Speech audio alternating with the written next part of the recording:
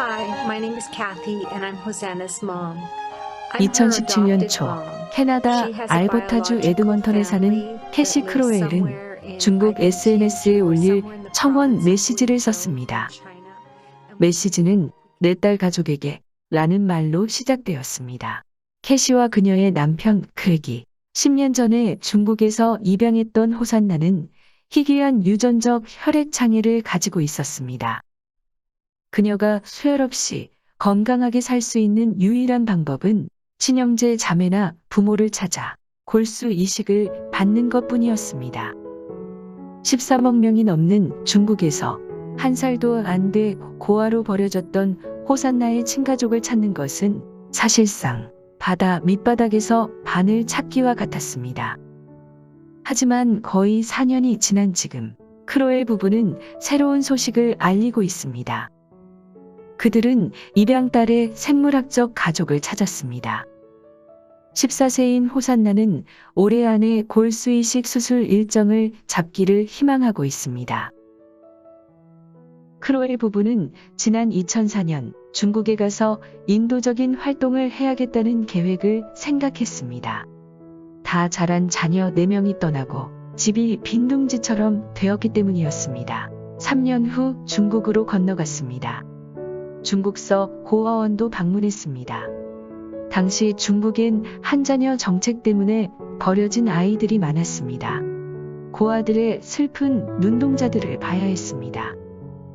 구이저우 지방에 갔을 때 한 지인이 전화를 걸어 고아원에서 죽어가고 있는 유아에 관해 언급했습니다. 그 애가 죽을 때까지 그들이 집에 데려가 돌봐줄 수 있는지 조심스럽게 물었습니다. 부부는 아기를 보러 갔습니다. 당시 호산나는 생후 13개월이었고 몸무게는 8파운드도 되지 않았습니다. 소아과 의사에게 즉시 데려갔고 상황이 심각하다는 것을 알았습니다. 병원에서 의사들은 적혈구 수치가 위험할 정도로 낮다고 판단하고 긴급 수혈을 했습니다. 캐시는 애의 반응은 정말 기적적이었습니다. 그녀의 작은 몸에는 말 그대로 생명이 깃들어 있었습니다. 라고 회고합니다.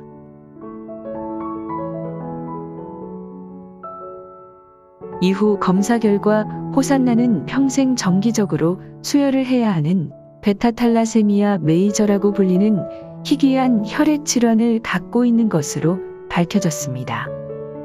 부부는 봉사 목적으로 중국으로 갔지만 그래도 여러 가지 변화를 체험하고 싶었습니다. 그러나 호산나를 만나고 난 뒤 어린 생명을 돌보는 것이 주된 일이 되었습니다. 2009년 말 크로엘 부부는 당시 3살이었던 호산나를 입양하고 에드먼톤으로 돌아왔습니다.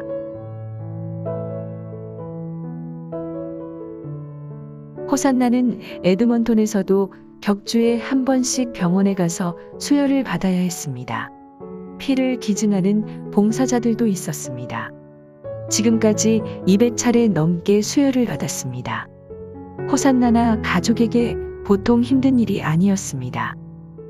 호산나도 쾌활한 성격을 가졌지만 나이가 조금씩 들면서 평생 수혈을 받아야 한다는 것에 근심하게 되었습니다. 엄마도 딸의 얼굴에 스쳐가는 어두운 그림자를 느껴야 했습니다. 의사들에 따르면 치료법은 친형제 자매로부터 골수 이식을 받게 하는 것뿐이었습니다. 캐시는 차츰 호산나의 생물학적 가족을 찾아야 한다는 간절한 마음을 갖게 되었습니다. 중국에서 호산나의 가족을 찾는 것은 의사 말대로 바다 밑바닥에서 바늘 찾기처럼 불가능하게 보였습니다. 엄마나 호산나도 이를 모를 리 없었습니다. 캐시는 2017년 어떻게 해서든 길을 찾을 수 있기를 바라는 마음으로 중국 SNS에 공개 편지를 쓰기로 마음먹었습니다.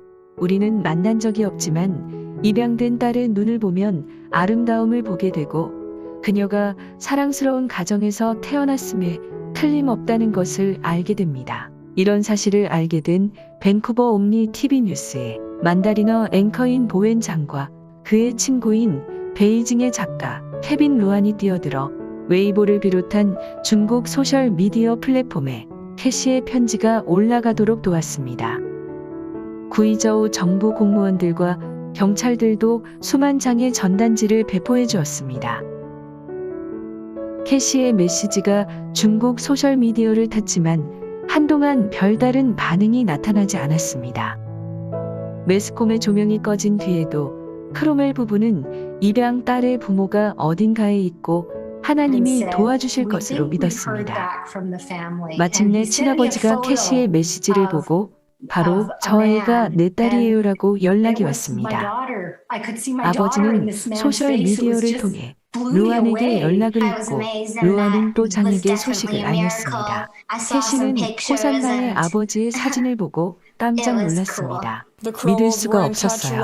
호산나는 분명 아빠를 닮았어요. 중국에서 아이를 버리는 것은 불법이기 때문에 크로엘 부부는 그들의 프라이버시를 유지하기 위해 호산나의 가족에 대해 어떤 세부 사항도 공유하지 않고 있습니다. 하지만 DNA 검사 결과 양쪽이 일치하는 것이 확인되었습니다. 특히 호산나의 두 친남매 중 한 명은 호산나의 골수 DNA와 완벽하게 일치했습니다. 2019년 크로엘 부부는 호산나의 친가족을 보기 위해 중국으로 건너갔습니다. 장과 루안도 폭력을 돕기 위해 따라다녔습니다. 캐시는 호산나가 가족들로부터 사랑받고 있다는 것을 분명히 알 수 있었습니다. 캐시는 호산나의 친모가 호산나를 한눈에 알아보고 두 팔로 품으로 끌어당겨 많은 말을 주고받았습니다. 라고 말했습니다.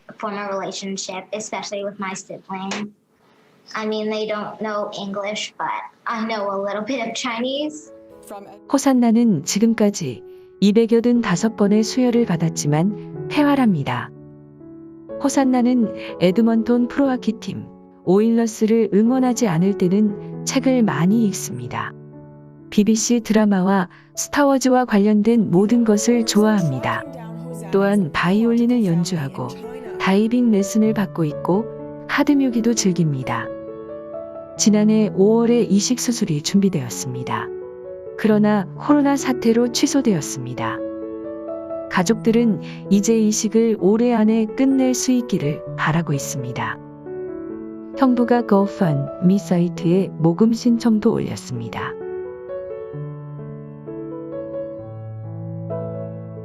캐나다 부부의 선행은 최근 이슈가 된 한국의 정인이 사건과 너무나 대조가 됩니다. 정인이는 양엄마한테 맞아 죽었다고 봐야 합니다. 온몸이 멍투성이었습니다. 직접적인 사인은 췌장 파열이었는데 췌장은 야구 배트로 맞아도 잘 손상되지 않는 부위라고 합니다. 대통령도 입양아가 마음에 들지 않으면 돌려보내도록 하자는 식의 말을 해 불에 기름을 부었습니다. 애가 물건이 아니라는 것이죠. 한국은 아이를 파는 나라로 불리기도 했습니다. 지금은 중국에 그 지위를 내어주었지만 오랜 고아 수출대국이었습니다. 한국도 이제 경제적으로 잘 살게 된 만큼 크로엘 부부처럼 마음이 넉넉한 분들이 많이 나와야겠습니다. 끝으로 신약성서 마태복음 25장을 인용합니다. 너희가 여기 있는 내 형제 중에 지극히 작은 자 하나에게 한 것이 곧 내게 한 것이니라.